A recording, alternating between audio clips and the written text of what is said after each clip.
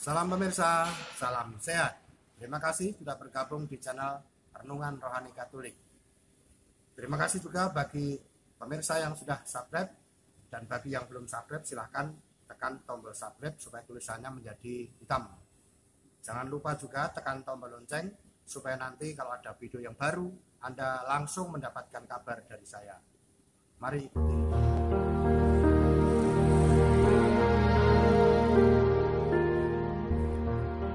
Saudara-saudari yang terkasih, kita jumpa lagi dalam Pelita Hati hari ini, Senin tanggal 19 Oktober 2020, hari biasa dalam Pekan Biasa yang ke-29. Bersama saya Romo Thomas Suratno SC dari Paroki Cilandak, Jakarta Selatan, mendengar dan merenungkan Sabda Tuhan, yakni firman Tuhan yang tersurat di dalam Injil Lukas, bab atau pasal 12, ayat 13 sampai dengan ayat 21.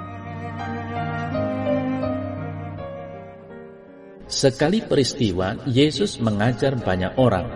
Salah seorang dari orang banyak itu berkata kepada Yesus, "Guru, katakanlah kepada saudaraku supaya ia berbagi warisan dengan aku." Tetapi Yesus berkata kepadanya, "Saudara, siapakah yang telah mengangkat aku menjadi hakim atau pengantara atas kamu?" Katanya lagi kepada mereka, "Berjaga-jagalah dan waspadalah terhadap segala ketamaan.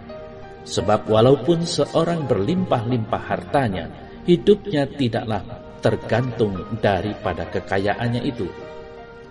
Kemudian ia mengatakan kepada mereka suatu perumpamaan, katanya, "Ada seorang kaya, tanahnya berlimpah-limpah hasilnya.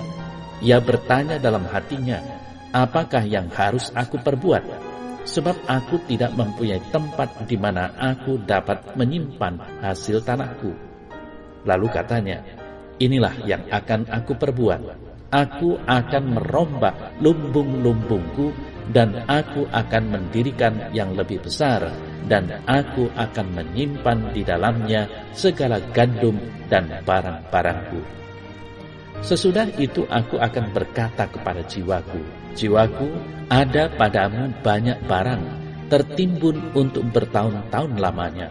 Beristirahatlah, makanlah, minumlah, dan bersenang-senanglah.'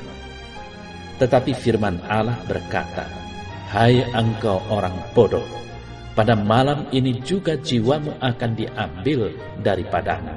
Dan apa yang telah kau sediakan, untuk siapakah itu nanti?' Demikianlah jadinya dengan orang yang mengumpulkan harta bagi dirinya sendiri, jikalau ia tidak kaya di hadapan Allah."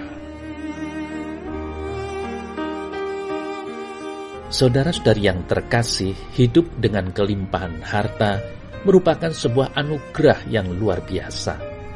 Dengan harta yang dimiliki, seseorang mampu melakukan banyak hal. Bisa jadi, semua yang diinginkannya mampu ia raih. Apa yang diharapkannya bisa tercapai.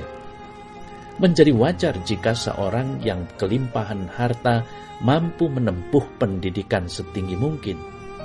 Orang yang dasarnya sudah kaya bisa jadi akan semakin kaya karena berbagai kemungkinan akan mampu ia jalani.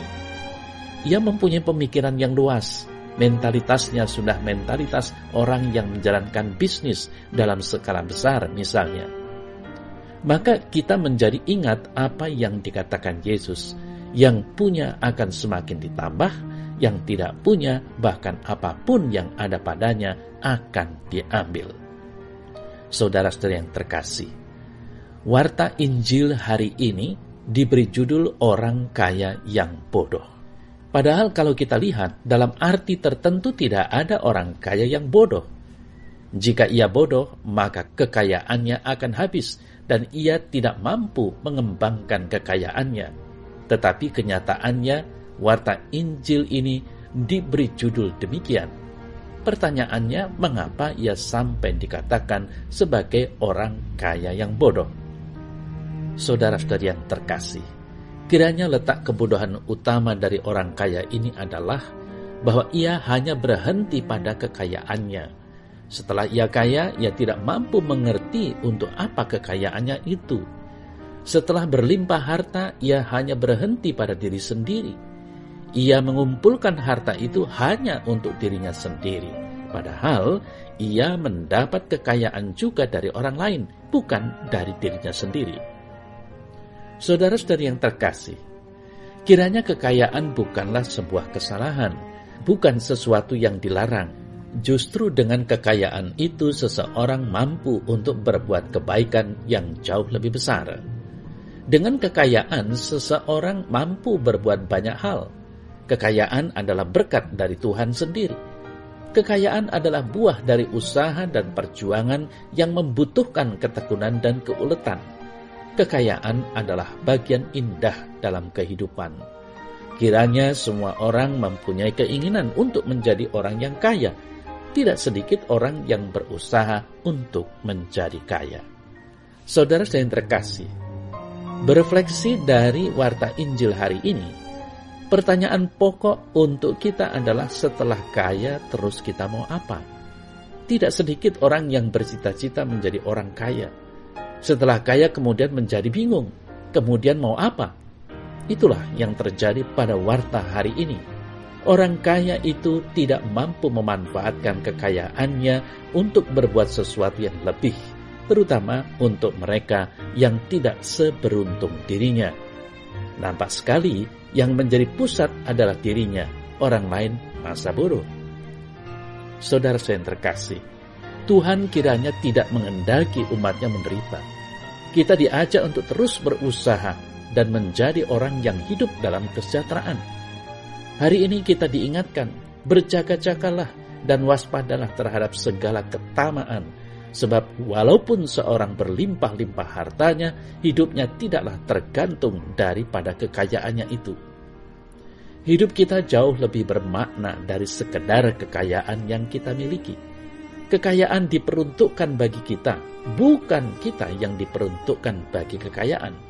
Kitalah yang mengendalikan kekayaan itu, bukan justru sebaliknya. Saudara-saudara yang terkasih, harta duniawi akan cepat berlalu. Dalam hitungan kedipan mata, harta yang segunung bisa menjadi sebaskom, tidak membutuhkan waktu lama. Jika hidup kita bergantung pada itu, kita pun akan mudah menjadi hilang. Penginjil Lukas mengajak kita sebagai orang beriman untuk membangun dasar hidup dari Allah sendiri. Harta kekayaan yang tidak akan mungkin hilang dari kita. Hidup dalam dan bersama Allah menjadikan kita kuat dan selamat. Semoga saudara yang terkasih, kita mampu memakai apa yang kita miliki untuk melayani umat Allah. Mari kita ungkapkan syukur kita dengan membantu mereka yang membutuhkan pertolongan kita. Tidak menunggu kita kaya, kita dapat membantu siapa saja sejak saat ini. Ya Tuhan, aku bersyukur atas apa yang Kau limpahkan dalam hidupku. Ajarilah aku untuk senantiasa mempunyai semangat berbagi dan berbela rasa. Semoga aku tidak terjebak dalam kelimpahan harta, namun aku mampu untuk saling berbagi dan memberikan kasih kepada mereka yang memerlukannya. Tuhan, ajarilah aku untuk senantiasa hanya bersandar padamu. Amin. Semoga renungannya berguna bagi Anda. Dan saya doakan keluarga Anda dalam keadaan sehat walafiat, murah rezeki, dan bagi adik-adik yang masih sekolah, supaya besok bisa lulus dengan nilai yang sangat memuaskan, cum laude.